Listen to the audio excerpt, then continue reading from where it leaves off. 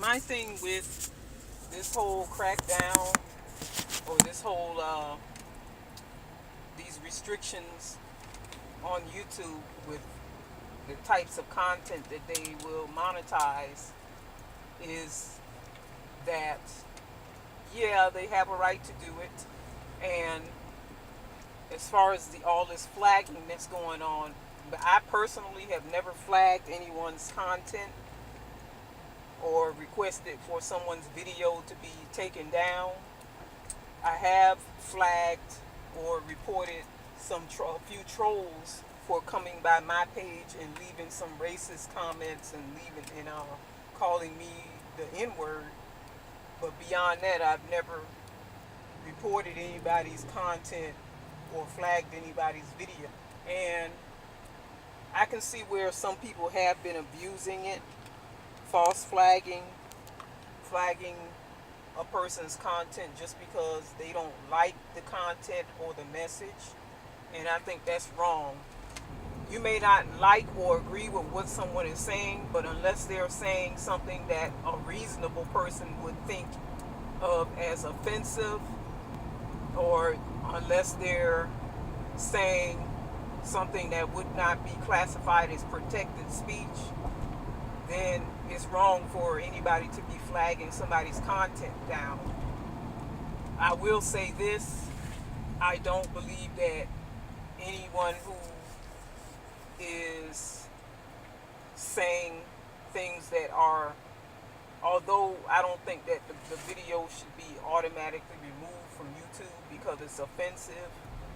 What is considered offensive is subjective. What may be considered offensive to me may not be offensive to somebody else, and vice versa. So it's left up to YouTube to decide what is actually offensive according to their rules and standards. But then at the same time, I personally don't think that if somebody's video is offensive that it should be automatically removed. But at the very least, it should not be monetized. Nobody should be getting paid to berate, degrade, or harass anyone. If the person who is the content producer wants to solicit donations, then that's their business. If their subscribers or supporters want to pay for that, then that's fine. That's all well and dandy. I don't think that Google should be funding that. If anything, these people need to go and build their own website where they can say whatever they want it is that they want to say without restriction. I think that sometimes people take the political correctness thing too far. There was this story several years ago in the media about this man. I think he was either a CEO or CFO, and he gave a speech and he used the word niggardly in the speech, and people flew off the handle about that his use of the word. I guess because they thought he was trying to be racist in a slick way. But if you actually go and look up the word in a dictionary, the word niggardly means stingy or cheap or miserly, something to that effect.